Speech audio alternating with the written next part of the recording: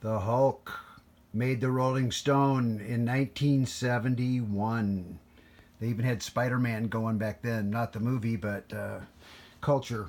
Yeah, folks, these are old Rolling Stones that are 46 years old. Here's a review of the Beach Boys at the time, 1971, Surf's Up.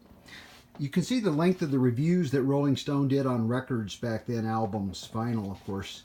Huge, long reviews. They did about a dozen in each magazine. There was like a newspaper tabloid, as you can see. I've got a few spread out. So we're going to examine a few of these reviews here in a three-part episode.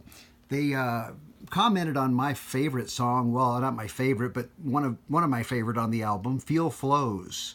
They give a nice comment to that, and they also like Surf's Up and Disney Girls as stellar tracks. But it's just, Surf's Up is an incredible album. I love the whole thing.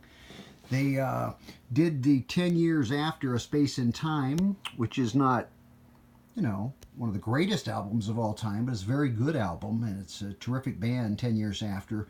And they commented that it was just really for the fans and that it's kind of boring, they've heard it before thing. So they kind of panned that one. Then let's go on to Steely Dan. Remember that band, Steely Dan? Can't Buy a Thrill, their first album, Reelin' in the Years. Well, they're making all these comments about Steely Dan the dildo from Naked Lunch, and of course that's where they got the name. And they just toss these guys off in their comments as a couple of losers. They say it was a nice title, but kind of not a good album. And let's face it, Can't Buy a Thrill is a terrific album. So they were really wrong on that. They did some reviews here back in the day on Miles Davis, Carlos Santana, Caravanserai, and Miles Davis. So you can see they give them a lot of space. They give like 2 paragraphs now for a review.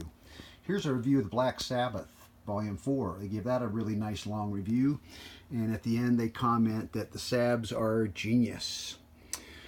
They didn't like Harry Chapin so much, though. Found him a little maudlin and sappy, so they really criticized his album, which I like, saying that he's very sincere, but he's not really making art. And then they go on with Mott the Hoople, All the Young Dudes.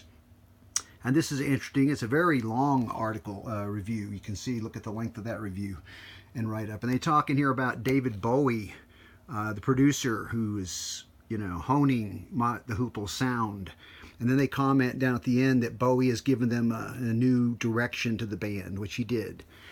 And then we go on to Alice Cooper, School's Out. That's a very big rock album. A lot of people still like that. And they give it a pretty good review. It's a lengthy, positive review. And at the end they comment that I'm waiting for David Bowie, a more credible transvestite, to hit the shores. An experience with Bowie might ensure we don't get fooled again.